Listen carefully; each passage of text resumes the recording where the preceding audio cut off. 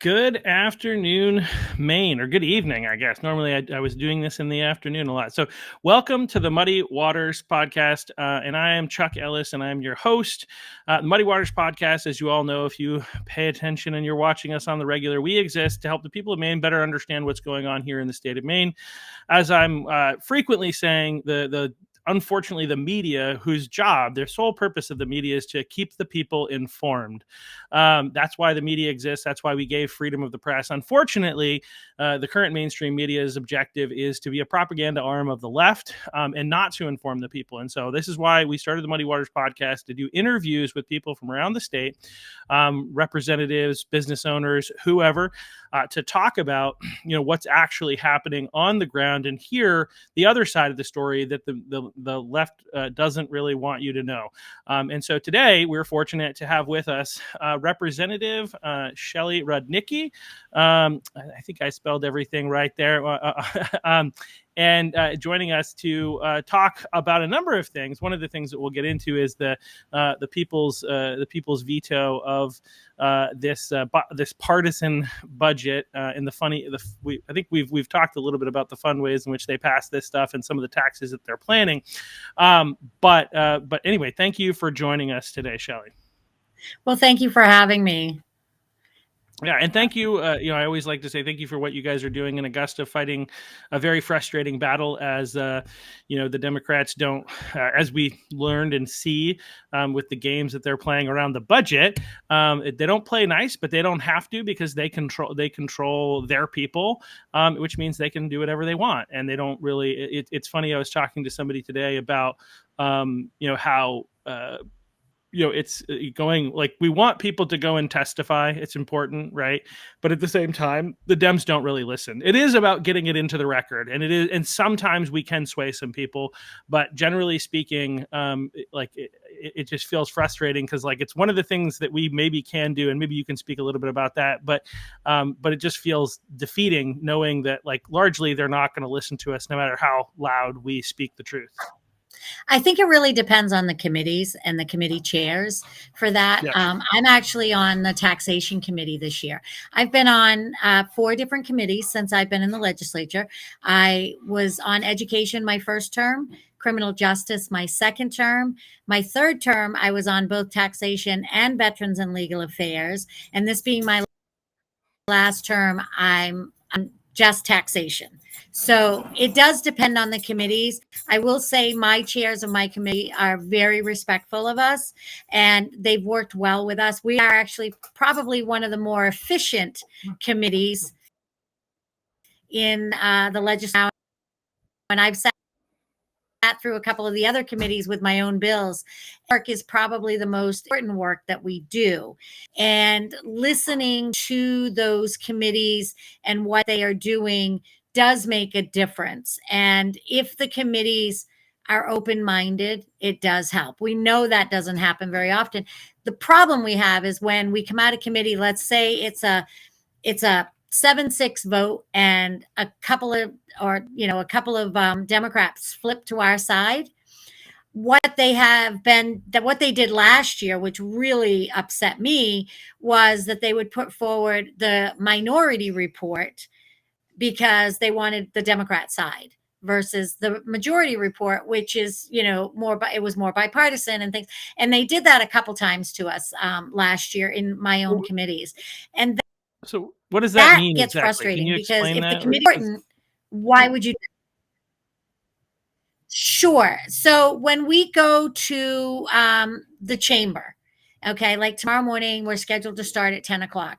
We have a calendar. We get notified of the calendar the night before, and there's divided reports on the calendar. So when you get to the section for divided reports, which is the section number 6 in the calendar, if anybody takes a look at it, those are divided reports. Now, what that usually means is the committee separated on what they thought about the bill. Okay. So there's a division among the committee. Okay. It's kind of is it kind of like a dissenting opinion for the Supreme Court? Yeah. Okay. It's like so you have the 2 sides. Yes. Okay. So usually on the majority side, and what's nice is when it's a unanimous report, because then it doesn't go general body unless somebody has a problem and wants to bring it up. But for the most part, and then it goes under those go under the hammer a lot of times. What actually happens with a divided report is the speaker will bring up that particular bill or an issue. And then what they do is, because they have the committee chairs and everything, they're the ones that stand up and move the report. And they have been known, and we haven't had that many divided reports this year. Actually, we haven't had that much we've actually done this year. But what normally happens, they'll move the majority report because they everything. But what they've done, if they don't win something, then they will actually move the minority report instead of the majority report. And I have a problem with that, because that's where the committee work is done. If you don't respect the committee work, why do we bother do it? Go with the, and you're going to go with whatever you want anyway. So that's where I have a real issue. So essentially, my understanding, because again, I've never been in office, and I hear from you guys. This is how I learn, right? I think this is how a lot of us are. So my assumption was, you go in the committee makes a decision, right? Things are voted on in the committee, and that there's a decision that the committee presents, and that's what goes to the floor, and that's what gets voted on, which is the majority. But you're saying that that's not always the case, that they've actually been, even though there's a majority in the committee that says this is what we want presented, they're presenting a minority, kind of like, again, I'll use the dissenting opinion, we'll say, similar to like how the Supreme Court works, and that's actually what is going to be voted on to be made law, knowing that they at the level of the whole legislature, they can win. And so it seems like, I'm just going to suggest that this is a tactic for some of the Democrats in swing states to pretend that they're against something, knowing that they can just sneak it through and have it be voted on, and that what they actually want to happen, what the Democrats actually want to happen, still gets advanced, but they get to look like they were, bipartisan or nonpartisan on those issues. I don't know about other states, but yes, that's in Maine. That is exactly what can happen, and they've done that. Last session that was done quite a bit. That they control everything, so we don't even we don't get a say, and that's the only way we can do it. And then we'll stand up in the chamber and we talk about this stuff. I mean, I try to shine a light on this, at least in a public forum, so that people can see it if necessary. I like teaching people what actually happens in Augusta, so that you really understand it, not just what the mainstream media wants you to know.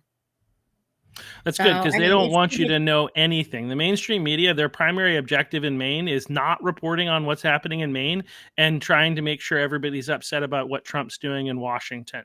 That seems to be the right. Like that's it. Like calling, what we have, the apparatus that we have in Maine news, is a joke. And again, I always comment, like, I'm very appreciative of the Maine Wire, not simply because it's like the conservative news source, and it is, but because they're actually reporting on things that are happening in Maine that Mainers would want to know about. Like, they talk about and go into detail about these cartels and some of the things that they're doing, and they're actually like reporting on things that the mainstream media doesn't want to report on, because it highlights the problems that are happening under the current administration, which would hurt the administration. When I say the current administration, I mean the current administration in Maine, not nationally. Right. They want to hurt. They want to hurt Trump, but right. Well, that's just it. They're only reporting. I agree. I appreciate the Maine Wire, because they are, I mean, that's where you find out the majority of the information that's going on. Somebody will go, hey, did you see the Maine Wire article today? No, I missed that one. Let me go back and take a look, or whatever. So I do like the fact that Steve Robinson has been fantastic. We now have John Andrews, former legislator, my friend, who is now the political editor for the Maine Wire. And, he reaches out to legislators and to ask things that are going on. We help as well to try to get the news out to, I might send him a thing. Hey, I just spent the last 3 hours in taxation talking about this. And he may go back and watch the video so he can see what we were talking about to bring it back up. I mean, I just got out of committee a few minutes ago. I texting you, letting you know we were running late because we were actually dealing with a Maine blueberry bill. So, that type of thing brings out a lot of extra people and more people that want to testify and to see what's going on. And I think the Maine Wire has done a great job of keeping us informed, or even us as legislators sometimes pick up on something we may have missed, because I don't know what goes on in every other committee. So I do appreciate them and what they've been doing to help us get the word out in so many different avenues. Yeah, they do a great job. Even though I use my podcast and say my job is to help you navigate the muddy waters of Maine politics, but the Maine Wire helps a lot more than I Yes. do. Like, right, they're uncovering things and helping us see things, and so we all play our part. We've got to win this information Yes. war against the left, because we are at a competitive disadvantage in the fact that they control the mainstream media, and so we got to all work together. And I really appreciate what they're able to do there, because we all learn things from some of the, because I think the waters in Maine politics and in politics in general are muddy by design, right? They don't want us to know what's going on, because when we figure out what's going on and we report on it, it makes them look bad. Like some of the stuff that they've been finding about the no bid contracts, for instance, right? Like that was really appreciate Steve figuring out how to create a program that could to download all that information from the state of Maine website, which is really, really great. And so, yeah, they're doing a lot of really great things, and I'm really appreciative of them. But yeah, so one of the things, like, typically we kind of went about this a little bit different, but to start, but like, I'd love to hear, like, not everybody on, a lot of the people who watch this podcast are people who are on X, and a lot of the X people are not like historically, like, terribly, incredibly involved in Maine politics and understand what's going on. So some of them may not know you. And so, you're in your fourth term, but tell us, like, who you are, where you come from, where you represent, and why in the world you want to be in politics in America in the 20s, as I call it. Well, I am Shelley Rudnicki. I am in, like you said, my fourth term in the House. And I was actually talking to somebody about this today. I've been running for election for almost 20 years. And because prior to being in the House of Representatives, I was on the school board locally for 11 years. So I've spent a lot of time, and I look at it as more of a community service than I do anything else. I got involved in the school board. I had kids in the school locally. So I got in, and I will tell you, my very first win was actually as a write-in candidate.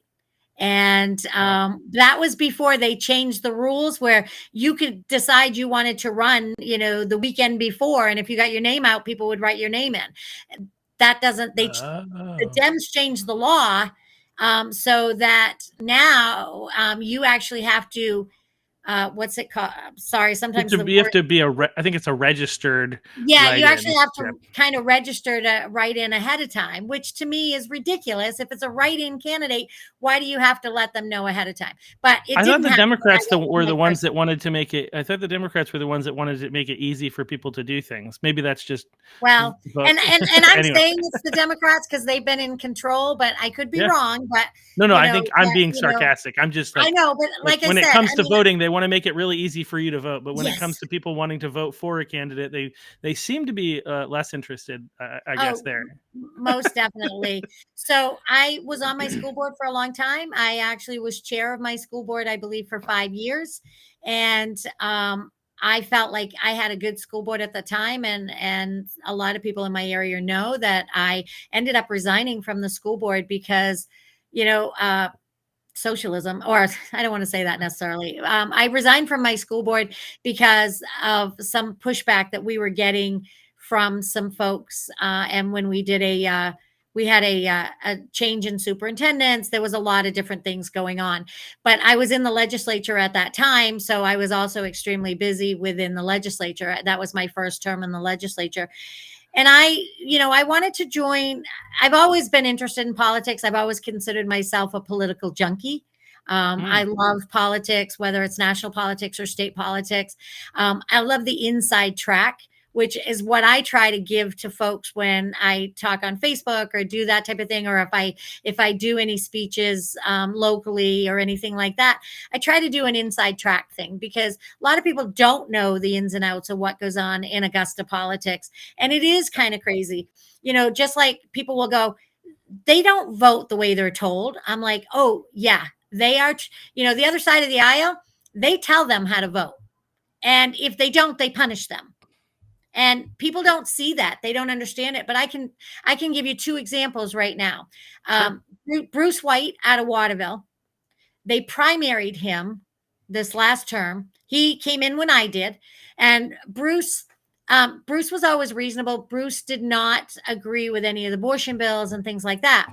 Well, when the 1619 bill came up, which was the major abortion bill, when that came up, Bruce actually voted with Republicans on that, or he voted against abortion, is what it was. Between that bill, it was 1619, and I can't remember the other numbers. I'm really bad on LD numbers, but he voted with us. Well, they primaried him, and they brought Planned Parenthood out to primary him. He was a great representative for the Waterville area, and I think that they primaried him as punishment for voting not the way they told him to do.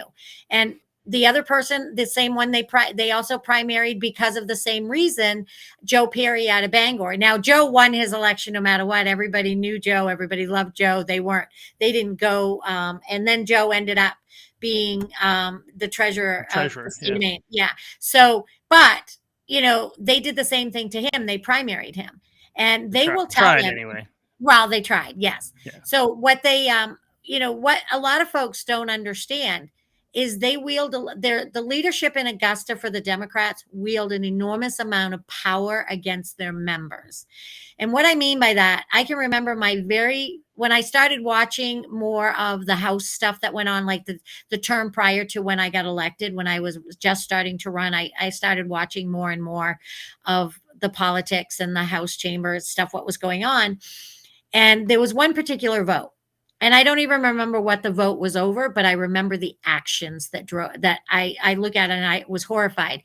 There was a member, it was actually a Winslow representative. The representative was a Democrat, Kathy Netto. There's two Kathy Nettos. They were back-to-back reps from Winslow. It's the Kathy Netto that was a Democrat, and she was before the Kathy Netto that was a Republican. But the Kathy Netto that was a Democrat voted with Republicans on a specific bill. I don't remember the bill. They held the vote open. They pulled her into to the speaker's office. And you can see on the video her coming back in. She's crying. She changed her vote, picked up her stuff, and left the building. What they do, and a lot of this is hearsay because I'm not a Democrat, so I don't know what but from what my understanding is, they threaten them with the committee assignments, they threaten them with their chairmanships, and they also threaten family members that may work for the state. That's how they do it. Or family members that work for nonprofits. You will vote the way we tell you to vote, and that's just it. And that's what happens. You can talk to somebody out in the hall, and a Democrat out in the hall, they agree with you 100%, and then they don't vote with you. And you go, what's going on? Very first conversation. I'm not going to tell you who it was with, but one of my first conversations this year, when I walked into the State House, I walked in with a fellow legislator, a Democrat. And as we're walking in, she says to me, so is there any particular bill that you're really pushing this year, or that you're really interested in? And I said, yeah, I actually have a sales tax bill, a reduction of sales tax over time, a small amount over time to get rid of the sales tax in Maine. I said, that's important, because I think it's important to all of us. We need to reduce taxes. And she looked at me and she goes, I don't think I'm going to be allowed to vote for that. Now, that was very telling to me. Very telling. So these folks out there that are voting for a Democrat representative that they think are going to vote the way they want them to vote, or they know this person, so they know they'd never vote for that.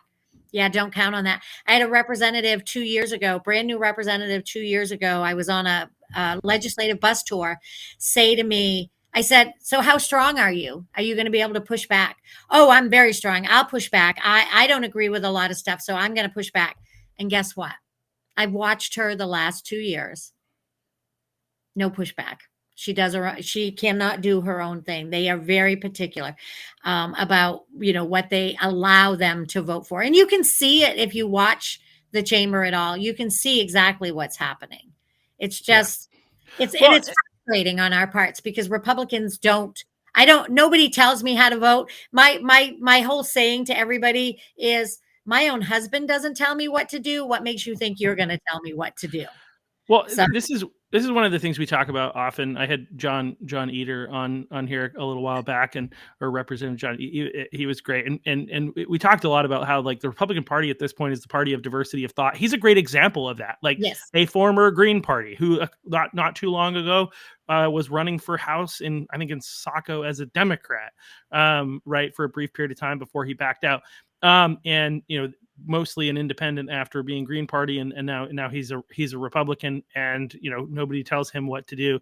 There is diversity of thought on the Republican side. Now, I would say that it doesn't mean that I don't think the Republican side is perfect. I think that's the no, point that I want to make. no, And I do think that there are, outside of our tactical mistakes, I do think that there is sometimes, especially we see this when we'll just talk national politics for the moment, right? Where when a senator, we could name names, doesn't vote the way that Trump wants them to vote, for instance, and the MAGA crowd wants them to vote, then all of a sudden we want to primary that person. And so it would be dishonest for us not to acknowledge that there is a bit of this that happens on our side of the aisle.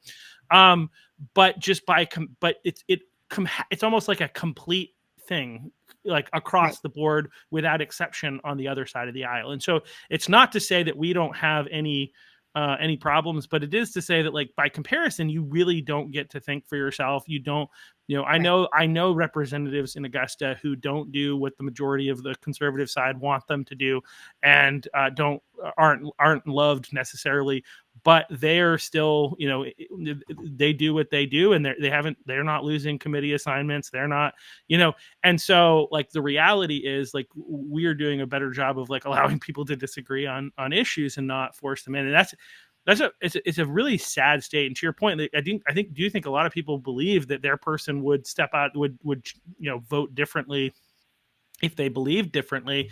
But what's interesting is I also think a lot of your Democrat voters, not all of them, right? I think there is a big difference between Democrat voters and Republican voters. One is Democrat voters are more likely to believe in their party. I think they have, and their party leadership. They don't look as much at the specific issues, but they also wait for leadership to tell them what they're supposed to think and what they're supposed to do. Not completely. There are some people who are thoughtful.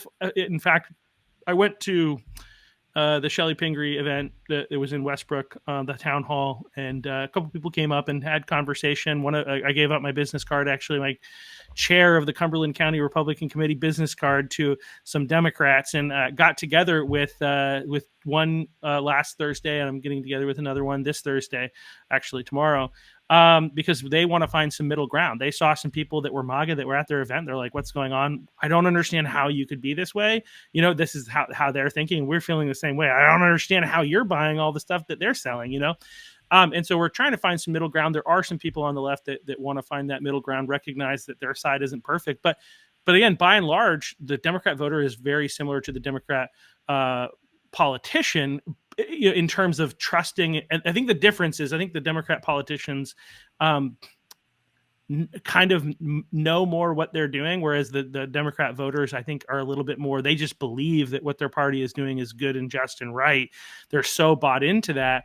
I don't think that the average Democrat voter, for instance, wants to, is evil. And I'm not saying all the legislators are, but there's a lot of bad stuff that they do. And I don't know that, like, again, I think that there's a lot of naive Democrat voters. I like to make a huge distinction between the Democrat politicians and the Democrat voters, because I do think they're human. I think we're all human beings, but I do think that there are people who actually believe that what they're doing is trying to make the world a better place, and that we're actually the ones who are hateful. And they buy the mainstream media and the propaganda of the left, right? Like, that's just reality. So. Yeah, no, I agree with you. I think there's a lot of good people on both sides of the aisle. And, there's also some, like you said, I don't always agree with some people, even on my side of the aisle, or how they handle things. But I think if you can show respect, and I think that that's what's been lacking. And I will tell you in Augusta, from my first term to this term, the last term was horrific, as far as respect went. This Hmm. time's a little bit better, but it's like there's no A respect. little bit better with the caveat of Laura Libby. Well, yes, that's definitely, a problem, That but what I her mean voters, with that her is constituents having no representation. That's seems like a constitutional problem and a sizable one. it is, and I've stood up and spoke Yeah. again, I even called for the Yeah. revote for her, Yeah. so I was the one that called for that, and, and so there's a lot of different things that can go on, but I will say, as far as some of the respect this time versus last, so it is a little bit better, but there's such a lack of respect, especially in the chamber. It's Mm. like and they intentionally, and I will say this, intentionally point of order us, knowing that they're wrong, but do it to stop the flow of whatever you're talking about. To stop, if they look around, I think what happens is they look around and they see some of their members buying in to, really listening to the speech, that they're afraid of what's going to, so they jump up and point of order us because, oh, that's not germane to the bill or whatever. I mean, 2 weeks ago, I had a back and forth with the speaker quite a bit because they were point of ordering me at every turn. I'm like, if you just let me finish, I'd have been done by now, type of that was my thought. But it's Yeah. like, and to fight back. And I said to my caucus, back, it's been a while back now, but I said, I'm in my last term, so it really doesn't, there's nothing anybody can do to me that they haven't already done to me in my 8 years. I mean, honestly, I've been called every name in the book. I've been told that I'm a racist, I'm a homophobe, I'm a, you name it, I'm a misogynist, you name it, I've been called it. It's not a How problem. can you be a misogynist? That's I've strange. been called that too. Believe me, I've been censured. I've been, you name it, it's happened to me. Yeah. And I You're figure one of the 5. I think there are 5 censures in Maine's well, history, yeah, I'm one of and the 5. Myself and Mike 3 of them are Wendland. Laurel. 3 of them are Laurel, right? No, Laurel's got one, but Well, but no, they re-censured her. So no, they've. they didn't recensure her. No. Oh, okay. They just, all they did is they wouldn't lift the censure. When I called for they didn't lift the current censure. So So I it's not thought when they went recensure. back into session that they gave. So when you went back into session after like the budget Signed thing, die, yeah. then it wasn't that they were having a vote to re-censure her. It was that you No. were calling for them to not, and they To lift her voted. censure and let her to Okay. start voting. That was what we were calling for, because as far Okay. as they're concerned right now, her censure stands for the rest of her term, not That's even what I just was. this year. It's the rest of her term until she apologizes. Uh, She has to apologize, and she refuses to. And honestly, I don't blame her. She didn't do anything wrong. And here's one of the things that was actually brought to my attention earlier today. So many members on both sides of the aisle post pictures of their children, or grandchildren or whatever. But when members post pictures of somebody else's child, that's where they're saying they're having a problem. But their own children, they don't see. And the Democrats, and I can list you a couple of members that have done that, but they're holding up political signs. So if they're holding up their kid is holding a political sign, isn't that the same thing of what they censured Laurel for? It's like, and these are smaller children. The one that I saw today was actually somebody that has small children. And what I saw was like these political signs. And I looked at it and I went, that's interesting, because if you read the censure, it talks about politicizing children. The difference is these small children, don't know any better. The 17-year-old boy who put himself out in the middle, and he is a boy, put himself out in the middle of the public for this. He was in the Portland Press Herald. The same picture that Laurel posted was in the Portland Press Herald. So it was okay for the press to put it out, but not Laurel. I mean, I just think the yeah. hypocrisy that is going on in Augusta. And I've been known to just stand up and say, ask a question through the chair. Does anybody else find this as hypocritical as I do? Because there are a lot of hypocritical things that go on down there. Like it's okay for, 14, 15-year-olds to start transitioning, but they can't get married until they're 18. That's the most recent one that just went on. Or it's okay for a 14 or 15-year-old to change their, to transition. But, I can't tell you how many times over the years I've heard, well, the brain doesn't fully develop till they're 25. So if they commit a crime before then, they're not really responsible. I mean, give me a break. That's just hypocrisy in its purest form when you start looking at that stuff. So it gets Yeah. frustrating. Yeah, no, and I would say that with the specifics of the Laurel stuff, we've covered that I think in different times on this podcast, and there's a lot of other things. But like the reality Yeah. is, like, yeah, I mean that was a photo that was available. All stuff is available already on other spaces, and politicians all the time. That's why they do half the events that they do, right? They Right. go, and go to children's. I mean, there's so many cases where politicians are, using children for political Mhm. purposes. So it's a bit ridiculous. But more to the point, like, how do you address this issue? What's the way in which you actually get people to recognize the reality of this issue? Unfortunately, I don't know a better way to do it outside of what's happened since is some of the girls have finally been comfortable speaking up. I think of Cassidy Carlisle, and I'm like, a boy winning in girl sports is bad, right? It's Yeah. not good, right? It destroys the sport essentially. Right. Oh, yeah. But I'm actually much more upset about a girl at 13 being forced to undress in front of a boy Oh, me too. That and is, being called a that's bigot if awful. they don't. And Right. like, like, okay, that's like, but she wouldn't have spoken up had this not happened. And so they're like, anyway, there's like I think they're it's clearly a double standard.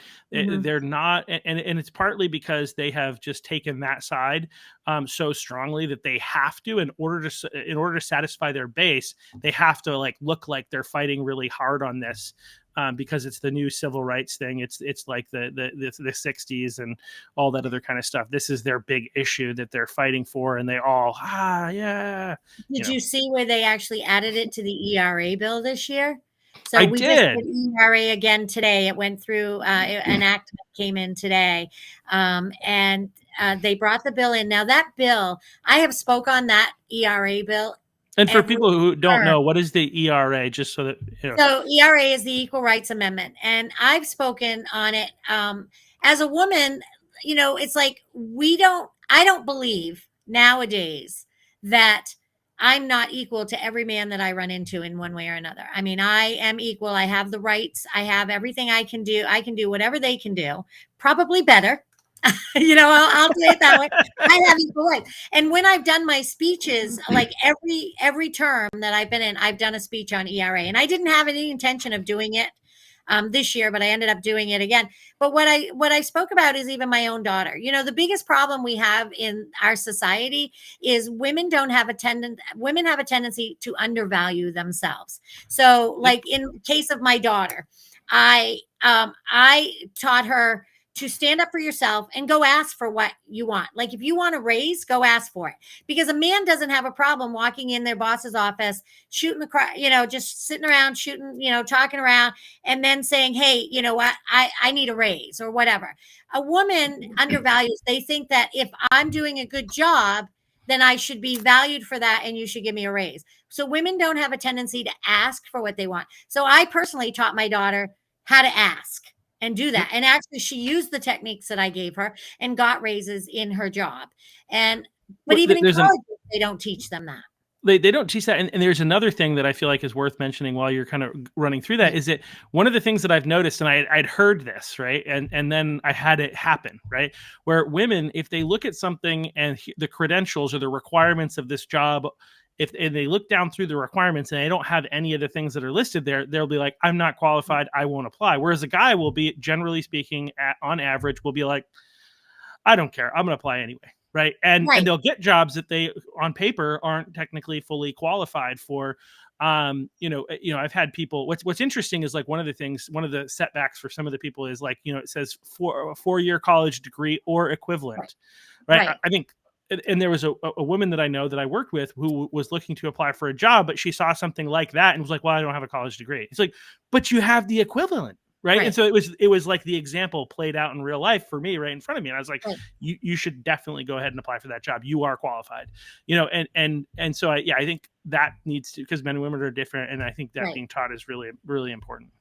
And part of what this year's ERA bill had in it was actually it opened it up more about transgender. And that was a big issue. Now, one thing folks need to know is they want to enshrine it in our Constitution in Maine. Well, the only way to do that is you need a 2/3 vote of the House and the Senate for that to go to the even to go out to the public, to have the public vote on it. And what they can't get they haven't gotten the 2/3 since I've been there, and they didn't get it again today. And so it's because and it's 2/3 of all members. So it has to have 101 votes in the House. So that, that is one of those things, but those are the types of things. I did end up speaking on it again this year, and I had no intention of initially. But what I said was, why are you worried about, look at the state of Maine. Our governor's a woman. Our senator is a woman. The Senate president is a woman. Our Secretary of State is a woman. And look at the number of women in the chambers. So why do you think we need to have that enshrined in our Constitution?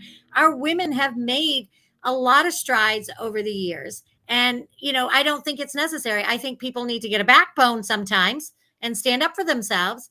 But I don't necessarily think that we need to enshrine something like that in the Maine Constitution. It's already law. You can't be discriminated against already. Right. So right. That's the thing is it's precedent, federal law. You cannot discriminate against somebody based on the basis of sex. Like there is no, it's just a virtue signal. And there have been arguments. I remember hearing about this, and a friend of mine I'm still relatively newer to politics, right? I've been engaged in Maine politics for about 3 years now. Okay. And I've paid attention nationally longer than that, but in Maine less time. And so I never even knew anything about the Equal Rights Amendment and what it was. And again, it supposedly is about making women equal. But as you said, women are equal. What are we talking about? Women are equal in the United States of America. That was something that was fought for in the civil rights era. And the Republicans were the prime mover, were the ones really fighting for that and granting rights to women equal to men. Despite the fact that the Democrats think that they own the term women's rights because they support one thing. They actually don't. And so it's the Equal Rights Act is meant to enshrine it. There are people who want to enshrine it in the Constitution nationally. Like if you get enough states to sign on to it, have their own constitutional amendments, and then it automatically becomes a constitutional amendment for the United States of America. And the reason that conservatives and Republicans oppose it is because there's ulterior motives. Number one, there already are equal rights. And so what is the purpose of doing that? And what I've heard, partly because they were early on, they were maybe a little bit more honest about what they were trying to do, was that they wanted to use this, get this enshrined, and then use it to enshrine abortion in the Constitution and say that if women are equal, then whatever, then their medical decisions can't be questioned by men or something. I don't know. It blows my mind because that is why one of the reasons conservatives oppose it. And I'm like, well, how in the world would they possibly use that? But again, they would, I guess. Yeah. So that's the things you have to watch out for, no matter what we do as legislators. We have to watch out for the unintended consequences. When you look at, all this money, well, here's a prime example. This week we were dealing with a bill to give more money to Planned Parenthood.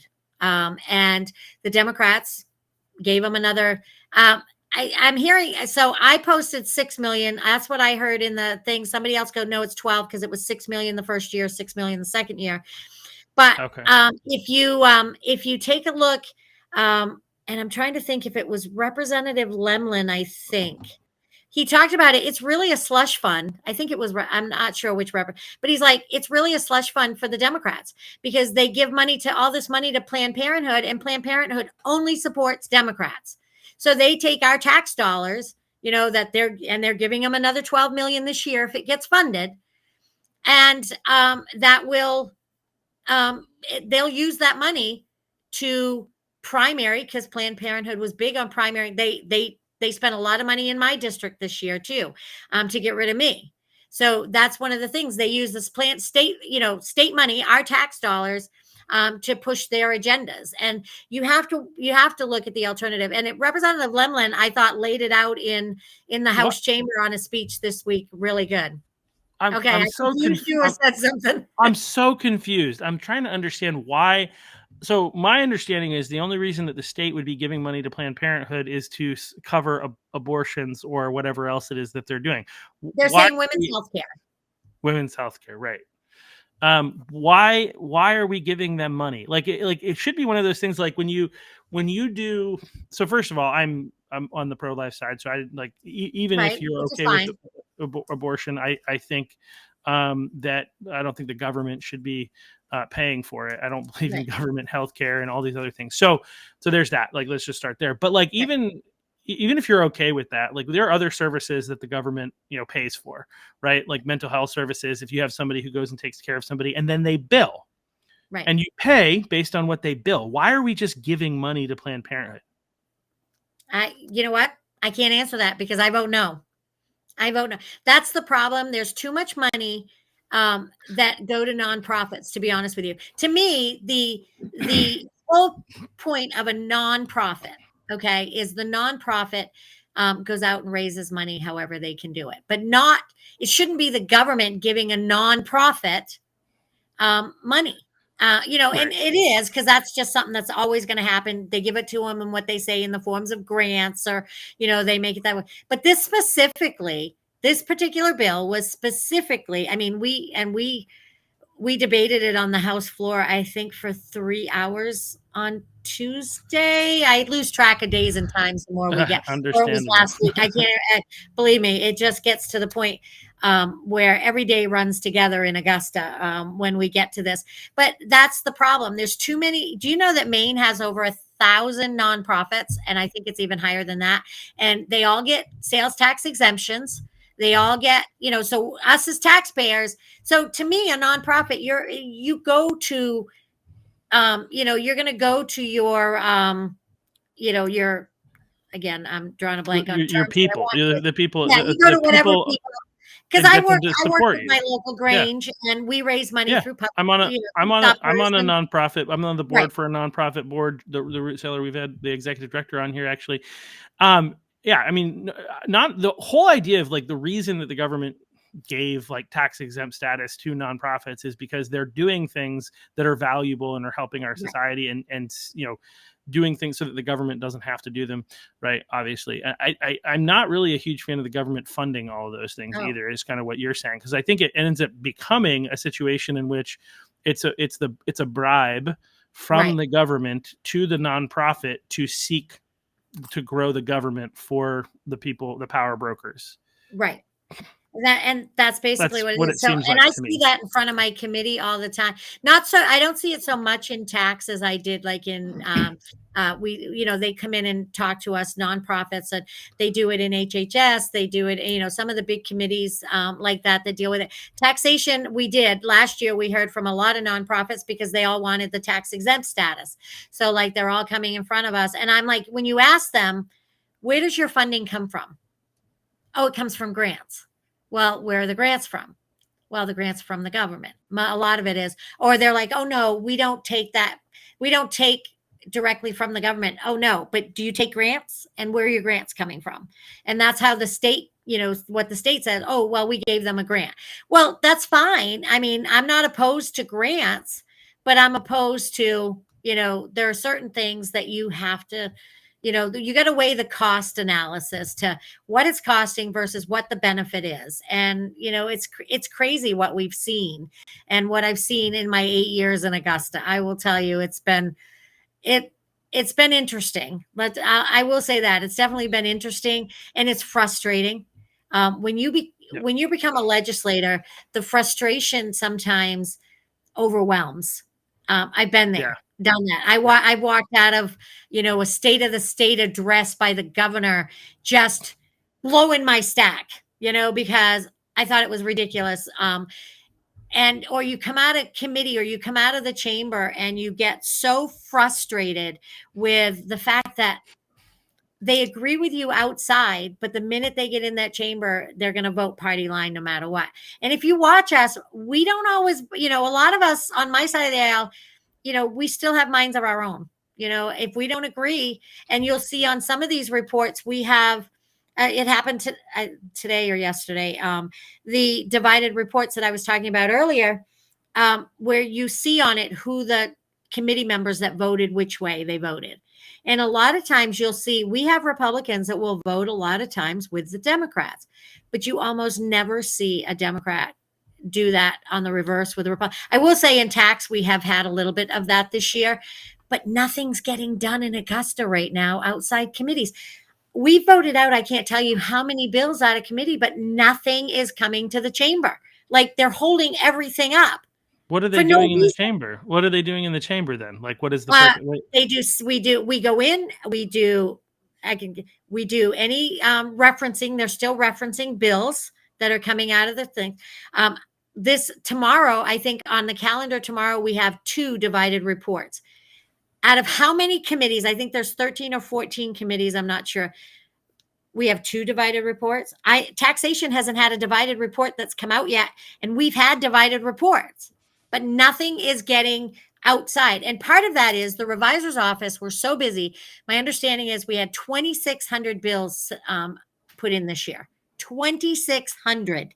Wow. That is nuts. So we have the revisor's office, which is basically the lawyers that do all the legalese. Like what happens is we come up with an idea.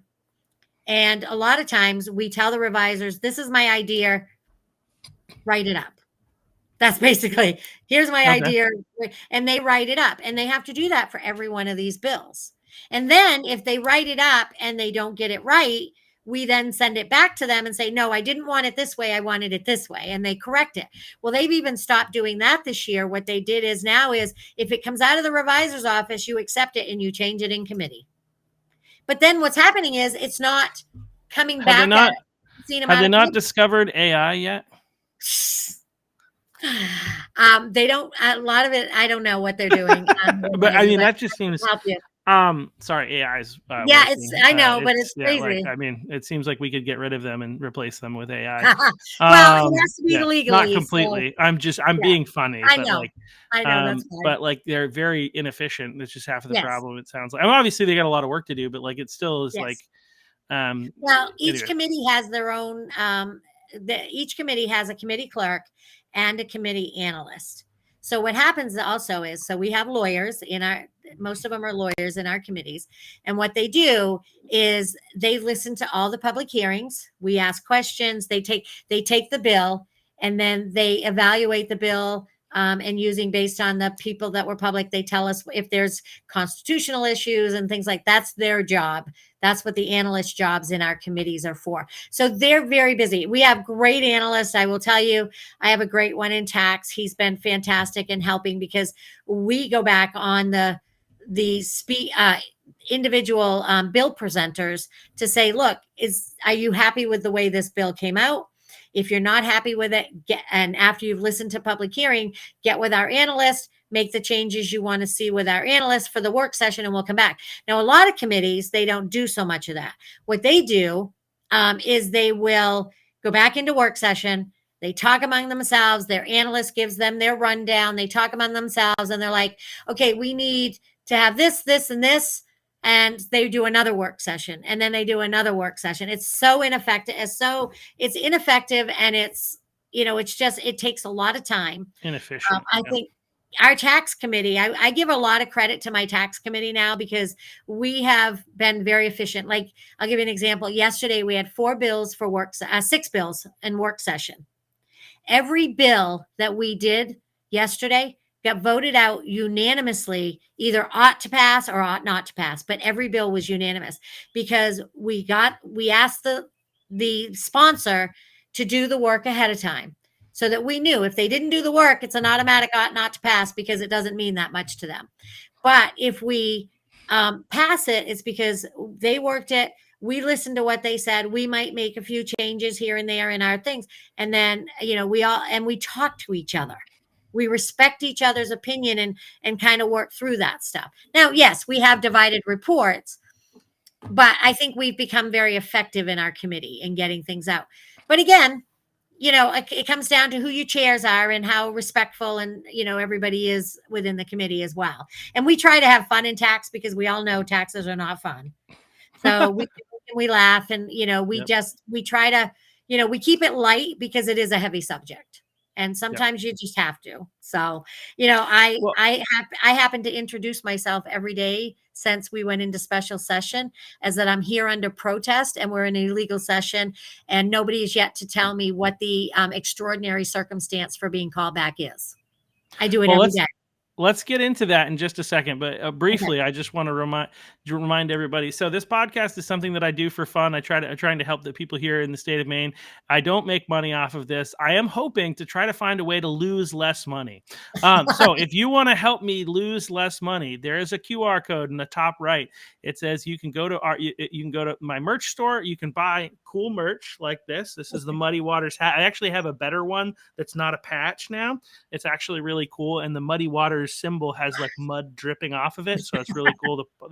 And then shirts like this. We've got the Muddy Waters podcast. This is kind of my old like logo or whatever generated by Grok shirts and a bunch of other things. My wife actually all the way from Africa helped to design some of the stuff on the website. So if you want to go follow that link, or you can find it on my X page, there's a link there, and go ahead and check it out and support the podcast. And it's a really great tool. Wearing these things, actually, one of the people in the Pine Tree Patriots, Jordan Nickerson, who's also helped do some edits to some of the videos and create some shorts for me. He was telling me that he got a sweatshirt and he's been wearing it. And he let me know recently that a couple people were like, "What's the Muddy Waters podcast?" And so he gave him an opportunity to talk about what this is so that we can get more people educated on what's going on here in the state of Maine. So that's the idea. It's like support the podcast and you've got a conversation piece to have that conversation, civil discourse that we need to have in our society. So anyway, brief promo. So going back to tax, right? And that whole, the shenanigans and the fact that you're in protest because they're in a legal session, which I agree with. So one of the things we wanted to talk about today was what can we do about that? And so I don't know if you want to run down like the process whereby they are essentially violating the not the letter of the law, but the spirit of the law of the Constitution of the state of Maine through this illegal tactic that they've done to pass the. But if you want to just run down through that and then talk about what we're doing to push back. So there's a couple of things. First of all, this isn't the first time that this has happened. So a couple of years ago, I was actually involved in the lawsuit against the governor pertaining to this early sign die and then calling us back into session. So what basically happens is we have statutory adjournment dates in the state of Maine. So the statutory adjournment in the first year of the session is usually mid-June. And the second year of the session, it's mid-April. Well, part of what has to happen is for a budget to pass, you want the budget to start on July 1st.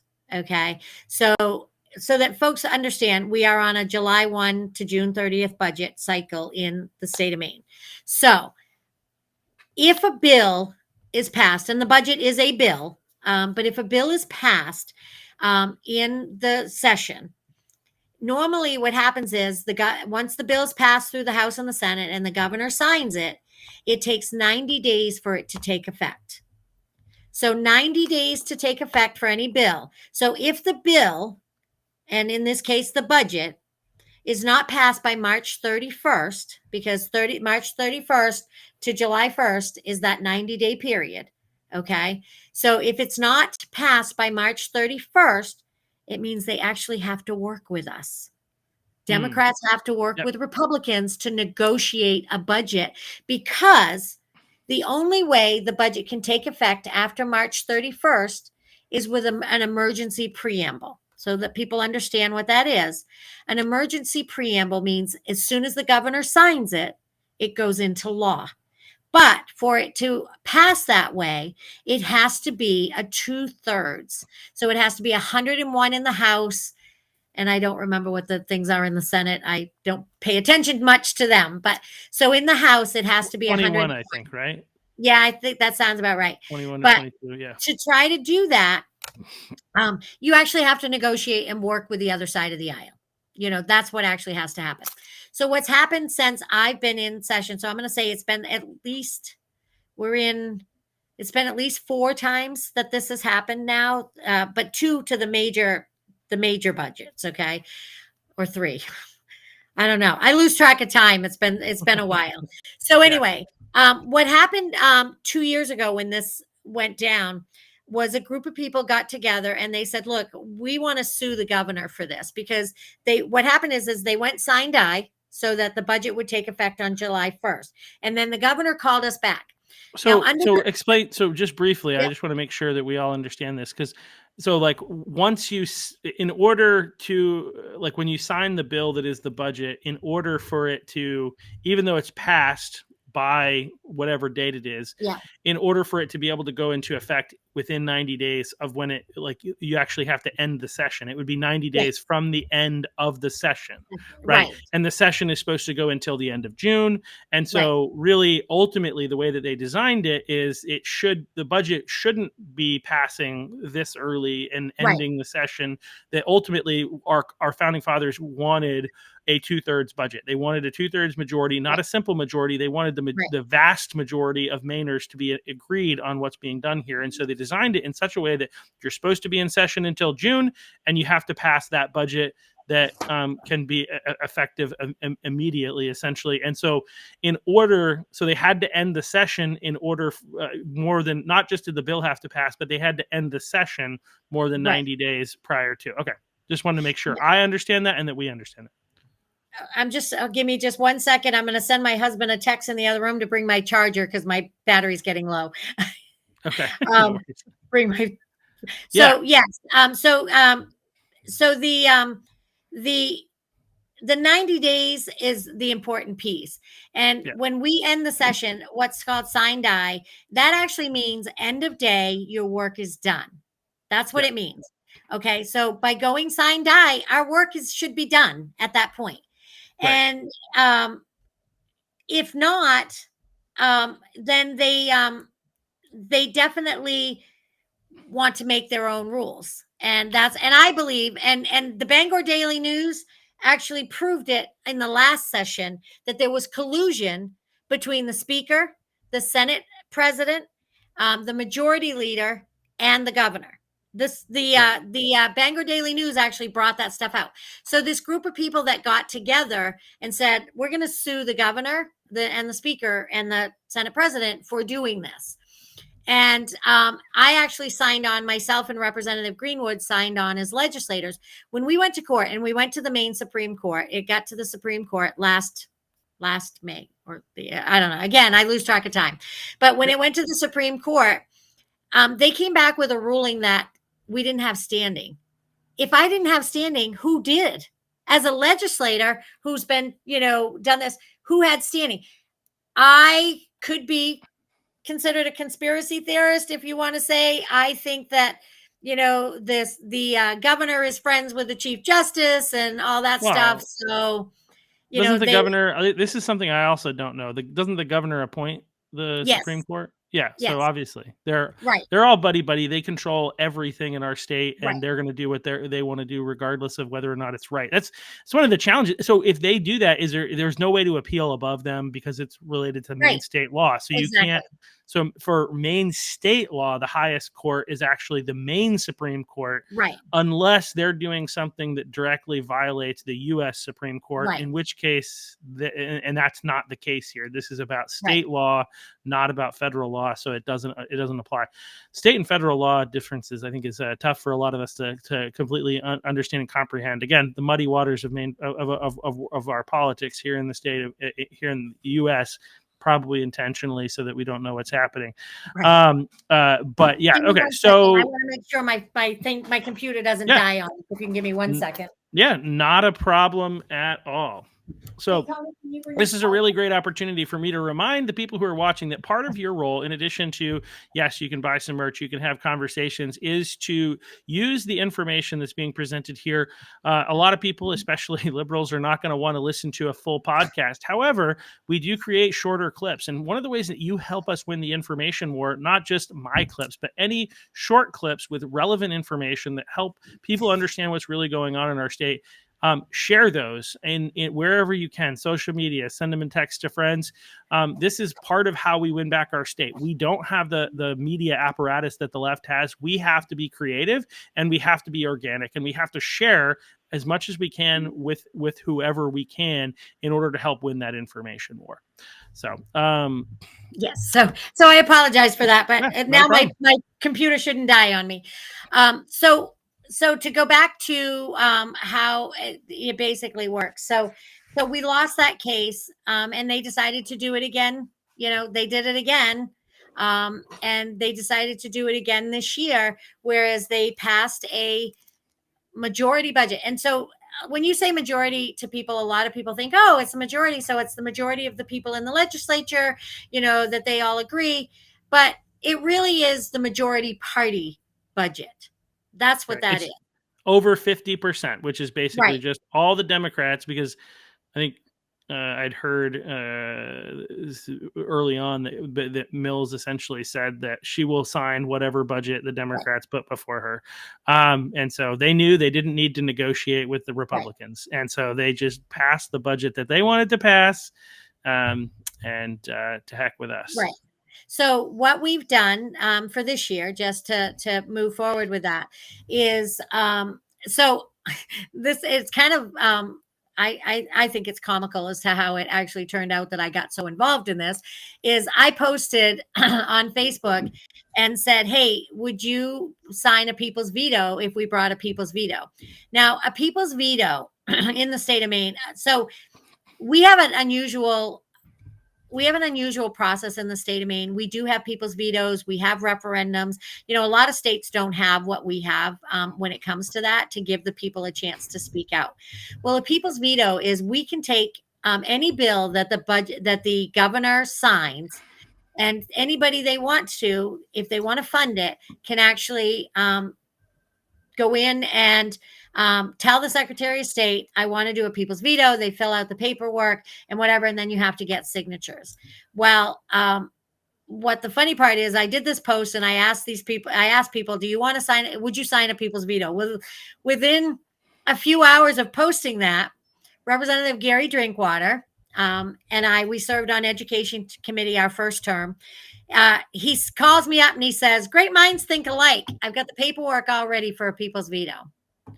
And so he took the paperwork that he did and filed it with the Secretary of State, and who came back. She has 10 days after he files it to come back with a way to write it. Okay. We gave her an alternative. She did not. She went with the one she wanted, which we feel is very, very biased. But we'll have conversations because we're going to keep moving forward with this.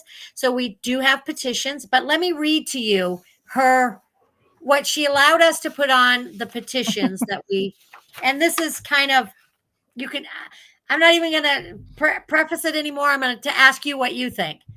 Do you want to stop most government operations and programs, including new and ongoing state funding for cities, towns, and schools, by rejecting the state's 2-year budget? The short answer is yes, but I do want to do that. I say the same thing, which is why I'm involved. But yeah, I mean, it's worded in such a way it's trying to make people afraid that they're going to cut off essential services and all that kind of stuff. Where the reality is, well, I'll let you tell. But what are we looking to do here? We obviously don't want to cut off essential services, and even though it's written that way, we want to veto that budget, that partisan budget. Right. And so we need to get signatures. So we have to get at least 67,000 signatures, which, we are starting to, to work on that. We're getting that stuff in. But what will happen is, if we get our signatures, we take it to the Secretary of State, has so much time to validate those signatures. But the Democrats have until we collect our signatures to come back to the table and negotiate with us, Yeah. and keep negotiating. They have until July 1st to negotiate with us. If you look at it from that perspective, they still have plenty of time to negotiate. So it's not our goal to shut down the government. As much as we all joke and think, okay, let's just shut it down. I don't care. We do joke Yeah. about it. We talk about it. Yeah. I do care Yeah. because I do care about, making sure that we have, education and all of the stuff. So it's not about that. What it's about is they need to come back to the table. And if they don't, then this is now on them, because when, I'm going to say when, not if, when we get our signatures to veto this, what will actually end up happening is it does stop the funding, but essential services, just like during COVID, are still going to be there. They're not going to, they may say, oh, well, we're going to close state park. You know what? That's their fear mongering that they do all the time. Just like they said what happens, on a school budget. So let's use a school budget, for example. If a school budget doesn't get voted in, the budget automatically reverts to last year's budget. So it works it's the same way. We're not reverting to last year's budget because that's their baseline budget that they start. But what we are doing is we're saying, we agree with the essential stuff. But you know what? If you can't come back to the table and actually make a good faith effort, then yes, in November, people will get a chance to vote on whether they agree with this budget or not. And if they vote it down, you know what? They got to come back to the table because that's the only thing they're going to have. And the thing that people have to understand in this 2-year budget that the Democrats passed without a single Republican, okay, let me go back. Not one Republican voted for this budget. If this budget doesn't pass, okay, we got to go back to it. We got to work harder on it. But we have to see where we can make the cuts. Do you know when I started in office? So I started in 2000. Well, I got elected in 2019. The state budget, when Paul LePage left, the state budget was $7.6 billion for a 2-year budget. Yep. The state budget in 7 years now is now 11.3. That doesn't include any bills that have gotten passed this year. But the problem with this is they did not add Maine Care for next year in the second year of the budget. So they went with a baseline budget from this one. They only funded Maine Care this year. They have not funded Maine Care for next year, which is hundreds of millions of dollars. Yeah. And so it's not even in here because they're going to come back like they did this year and want a supplemental budget. So they basically are kicking the can down the road and wanting us to come back because, we're not going to pay the hospitals if you don't vote for this. That's what they did this year with us. The hospitals aren't going to get paid. But you know what? We are losing hospitals because they're not getting paid. But you know what? The governor could very easily have paid those things. And just like they took away a child care credit, child care credit. The governor didn't fund it, the COLA on that or whatever. And it's because she is putting us and saying it's now the Republicans' fault because we didn't pass it. We didn't pass their jam it down your throat. You're going to do this or we're going to tell, and then they tell everybody that it's, and the mainstream media goes along with it. It's the Republicans' fault because the Republicans refuse. No, we want common sense solutions to what we have. Okay, That's what we were looking for. When people don't understand is, do you know that we spend over 100, I think it's over, I was going to say 100 million, but I'm pretty sure it's $200 million on welfare in Portland. Now, when a lot of people don't understand, individual towns budget so much money for their welfare. Okay, we'll use simple terms. They budget. Are we talking general assistance? Yeah, I think it was in the last 3 years. I think Portland has spent 80 million. More than that, I believe, or Portland themselves, maybe. Right. I think 120 million in the last 5 years or 6 years, and then But 80 that's million in Portland the last. alone. Yeah. That's not Yeah. state, because the state picks Right. up The state's more. Yeah. 70%.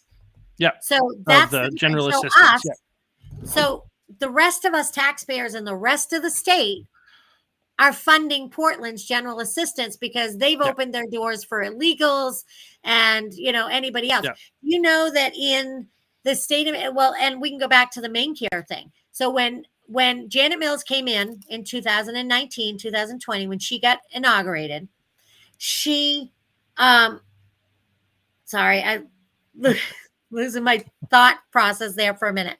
But when she came in, she opened the door for Maine Care, to expand. Okay. Paula Page had stopped the expansion, but she opened Yep. the door. Yep. Our population is very similar to New Hampshire's population, and Yep. New Hampshire expanded their Medicaid too. Okay, they expand. Ours is called Maine Care. It's Medicaid. It's all Medicaid. So we expanded. They expanded. We opened the door and just let anybody and their brother walk into Maine Care now. So we have over 400,000 people on Maine Care. New Hampshire has less than 200,000. They have half Yep. the number of people that we do. And the state's not picking up all the cost. I mean, the federal government's not picking up a lot of the cost on Maine Care because we have able-bodied people on Maine Care that should not be on Maine Care. But if you can sit back and collect Maine Care and collect, whatever other benefits are out there that you're collecting now, and you don't want to work, the numbers just came out that we have people sitting home not working, and they should be working. Yep. So that's all part of the budget conversation the greater conversation with the budget. This is why so many on my side of the aisle are like, I've had enough. We cannot do this anymore. We've got to stop taxing Maine taxpayers to death. And that's what's happening. A tax on this, a tax on everything. I found out today, being in tax committee, I have learned so many different taxes that we tax people. That's absolutely crazy. One of the things that we did today is we were dealing with the blueberry farmers commissions. And Representative Tiffany Strout put a bill in. She put the same bill in last year, passed unanimously out of committee. But this year, now they don't want to. The growers and the big companies like Wyman's and, they have a commission, and they actually pay a tax to the commission. It helps with their promotions and all this other stuff. Well, Representative Strout put in this bill that would actually give a 1 year basically stop on paying that tax. And I didn't even realize they had a tax like that. So so they're paying a tax for what? For promoting Maine blueberries. Maine wild blueberries it's promotion and education, and it gives money to the University of Maine for research and things like that. So they pay this Maine is taxing these businesses and then promoting them, but also giving money to the university. Yes. Okay. So what they told us today, what I heard today in committee, that it was actually the growers that originally came in back 40 years ago or more and said, we would like to pay this tax. They actually volunteered to do this, to pay this tax to help promote Maine blueberries. Believe me, please tax us. Like, why didn't they hire a PR company or like a marketing firm to promote their blueberries? Well, they're saying that. Well, yeah, but they're saying the small growers, the small farmers, that's what they're going on. So today, the people that wanted the hiatus on this was the big companies, and some of the little bit bigger growers.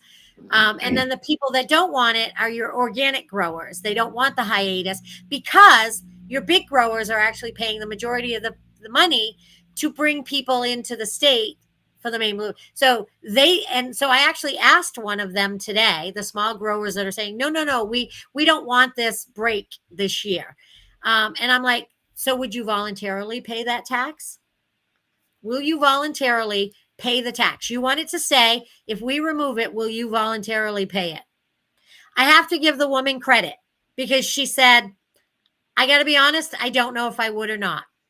I give her credit for saying that. Yeah.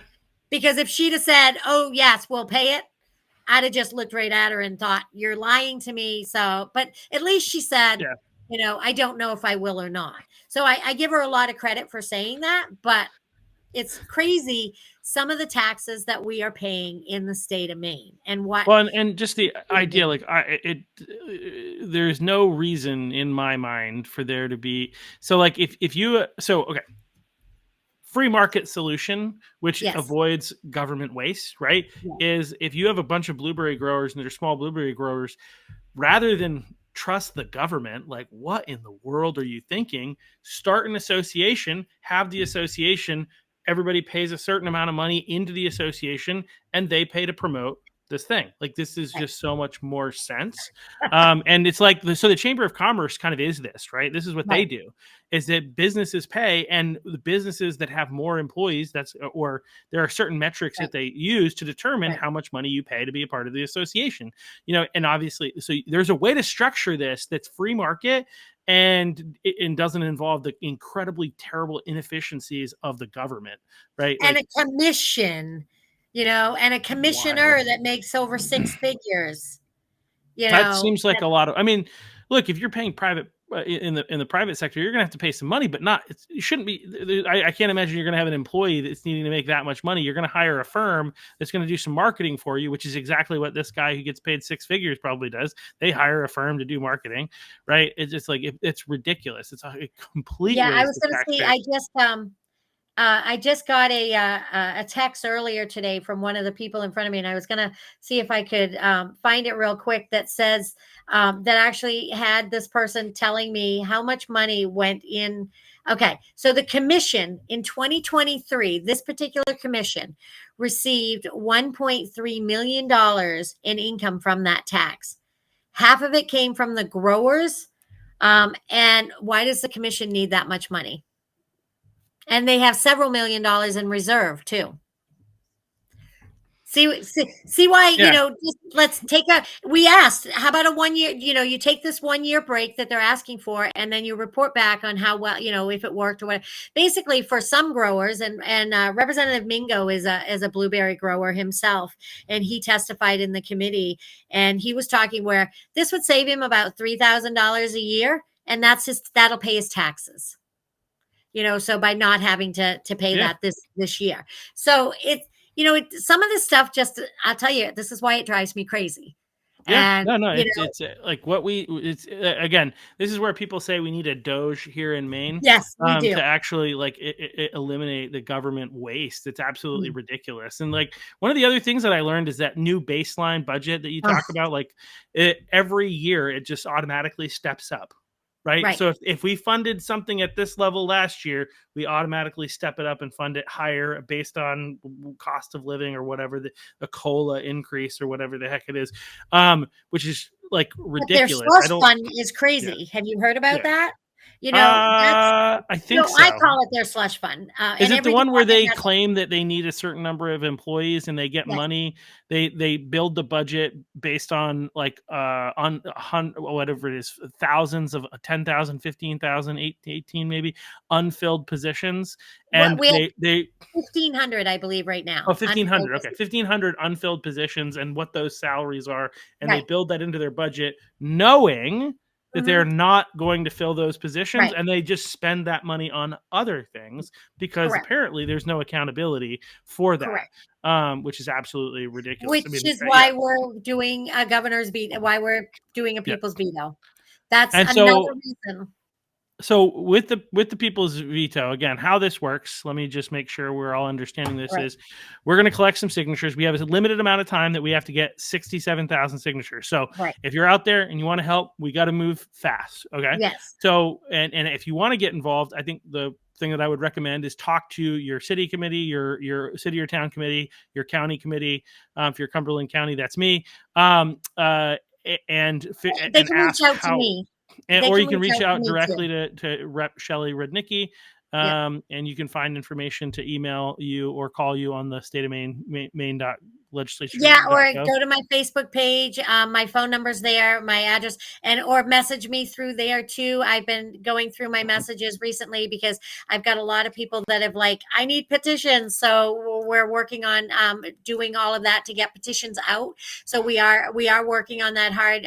So yeah, reach out through however means that you want to, and we'll get your petitions if you're willing to. If you want to sign, what we're going to try to do is post up when we have somebody that say, I'm going to be at the Fairfield Grange on Saturday from 2 to 4. If you want to come there to sign a petition, we'll have them. So we're going to post that type of thing too, and try to get so that people can come to us. But I've had so many, the response has been incredible for people that are like, no, I'm fed up with my taxes, between your taxes, your light bills, your food costs now.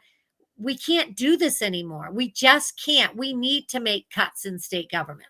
And, the only way to do that now is we put the governor on notice. Her budget, we're going to do a people's veto. And that's what we have to do at this point. I don't think we have any options.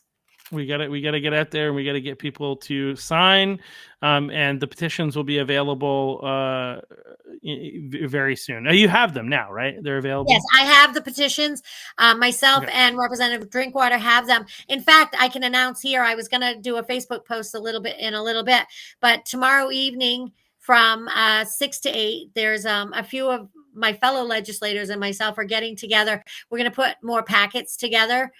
So if anybody wants to come by, and we'll have petitions they can pick up right in Augusta if they want to. We're actually at, I believe it's 96 Western Avenue. It's the building directly next to the Pancake House on Western Avenue.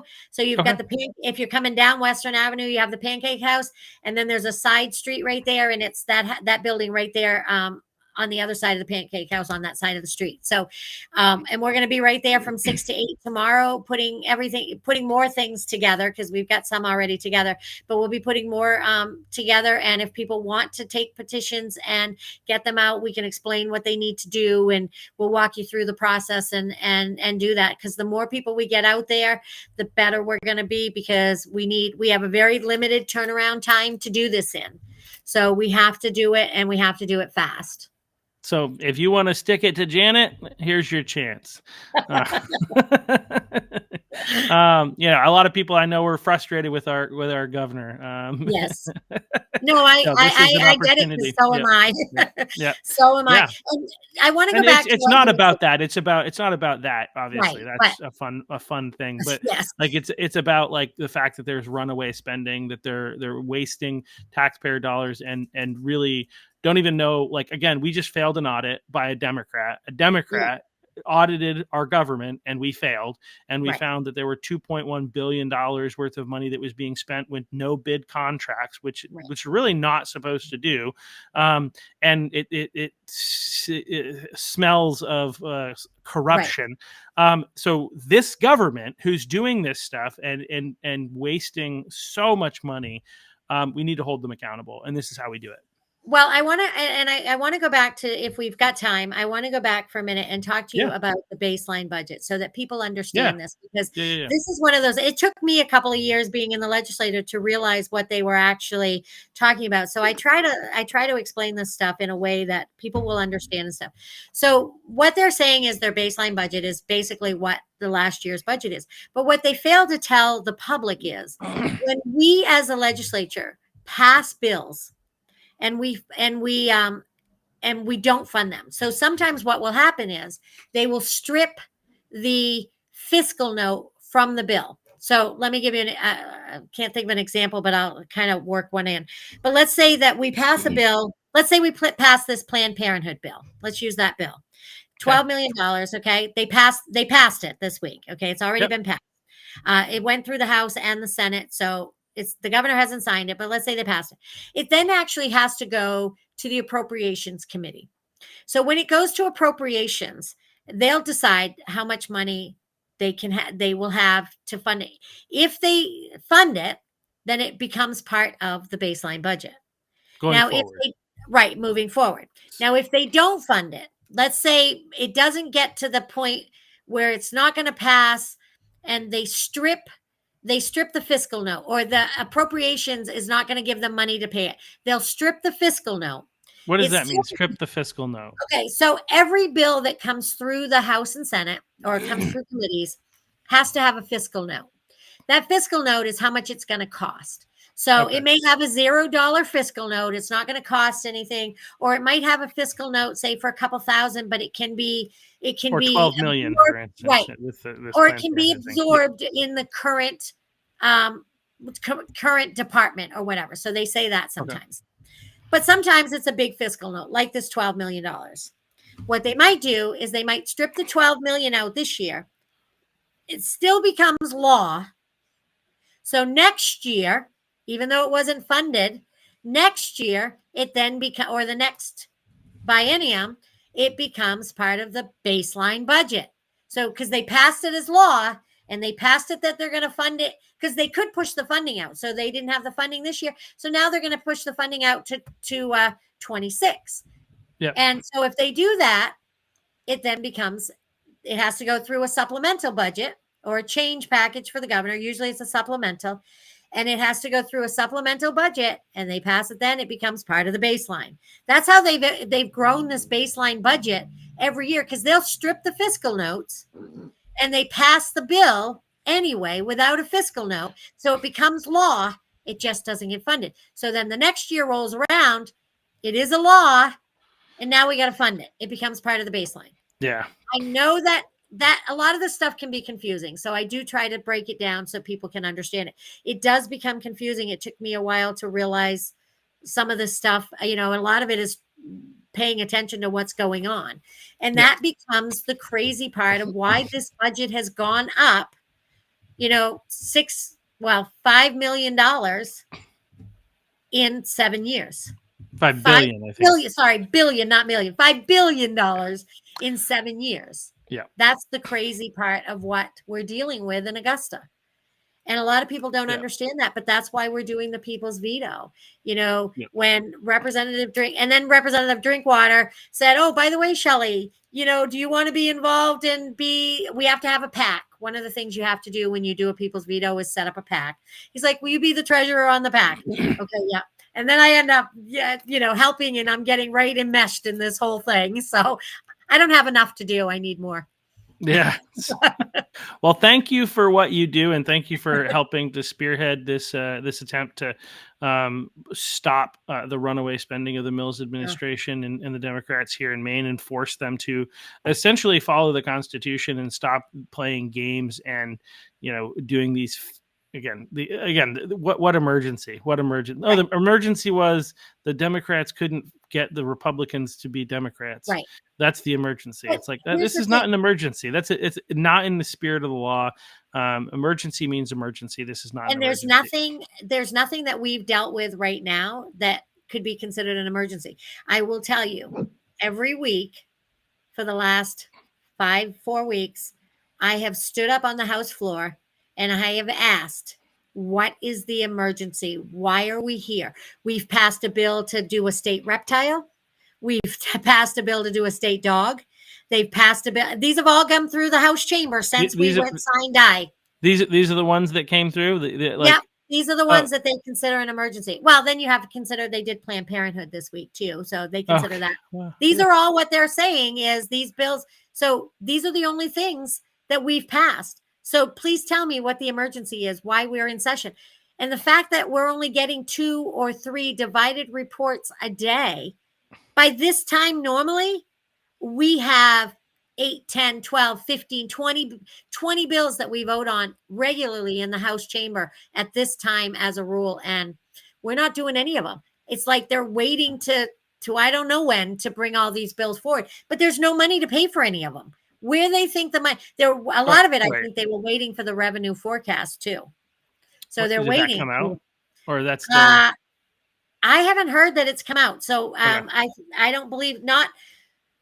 Dr. Allen is MRS and is usually in front of my committee, and I believe it's still on we're still waiting for a lot of what that's going to be. So these are a lot of things.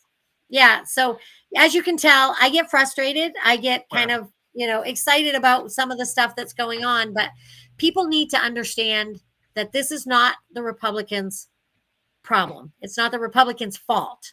This is Democrats have been in leadership and in charge of the state of Maine for 50 years, with the exception of 2 years when Paul LePage had the Senate and the House for Republicans. Other than that, the Democrats have basically been in charge for 50 years. So you don't like your taxes. You don't like what's going on with your light bill. Stop blaming Republicans just because the Democrats tell you it's our fault. Start putting the blame where it belongs, right at the door of the Democrats. Simple as that. No, I mean, the reality is we can blame all of our politicians if we want, but Yes. I think the reality is, like, as we talked about early on, the Democrats vote in unison. They don't want to work together. They want to spend money. And, I also, again, I like to like play devil's advocate a little bit. So when you look at nationally, the Republican Party, I've been thinking a lot about this recently because I think that Trump is finally actually trying to do something about the deficit, right? This is where Doge comes in. This is part of his tactics around tariffs and stuff like that. But Republicans come in and say we want to fix the deficit, and then we come in and we spend nationally. State of Maine's a different story, but nationally we spend, right? We just spend in different places than the Democrats, and so like it's understandable that when we say stuff like this, that Democrats might be like, well, yeah, I mean, you guys are just as dishonest as you think the Democrats are. The truth is, the difference in Maine, but just to remember, sorry to interrupt you, but the difference the difference in Maine is Maine has a balanced budget. Which requires us, in our Constitution, we're required to have a balanced budget. But again, they're violating the Constitution with that, because right now, the governor's budget is over what the is not balanced because it's over what the projection is. Yep. So I hated to interrupt you there, but I want to make sure people understand the difference there. Right. Yeah. No, unlike the federal government, which can use the Federal Reserve and borrow money and create bonds and create debt so that we can eventually have a debt explosion and destroy our entire economy and plunge the world into World War III. The state can't do that. We don't have our own Federal Reserve. And so the state has a constitutionally mandated, as you said, Maine constitutionally mandated balanced budget, which seems to suggest, can we sue based on this unbalanced budget? Can we sue the governor? Again, we'll be told that we don't have standing, right? And I'll be like, I'm standing right now. That's what I'll say. I'll be like, who has standing if the Maine people don't have standing? If a state legislator who was, basically put through the ringer, which I was when this happened, if I don't have standing, Representative Greenwood didn't have standing. If we don't have standing, and the people that were on that lawsuit with us, Bill Clardy was on there. If they don't have standing, who does? Yeah. So that's why I have a problem with the Maine Supreme Court as to the ruling they made, because if I don't have standing, who does? I mean, I believe that I even believe that my reputation was hurt because of what went on at that point in time with the budget. So, and it's a totally different issue, but it's because of everything that went on around there. But this is why, if you're paying attention, this is why it's so important for us to get Republicans elected, because like Republicans aren't perfect, but generally speaking, we follow the law, right? And like, there is no way a Republican Supreme Court, if we had one here in the state of Maine, would allow something like this. If somebody actually sued for something that was a violation of the Constitution, which it is, this current thing, they would not be like, well, you don't have standing. Right. At least I don't believe so, because I think like being a citizen and having this affects everyone. This negative. I think the idea of not having standing is like, you're not harmed by this, right? I think is what they're essentially saying. But if you're a member of the state of Maine, you are harmed by the fact that we don't have a balanced budget, because it means that they're going to tax us in a different way, and they're going to they're going to do damage to our economy or our budget. And again, they're in violation. It doesn't even matter, actually. They're in violation of the Constitution. I don't know why anybody needs to have a standing to say you can't do that. It's in violation of the Constitution. Go home, right? Like, stop. But anyway, that's a whole nother story. But anyway, this is why we got to get conservatives elected. Talking about this stuff, we could spend hours and hours talking about this. Because I mean, like I said, I'm a political junkie. I enjoy this stuff.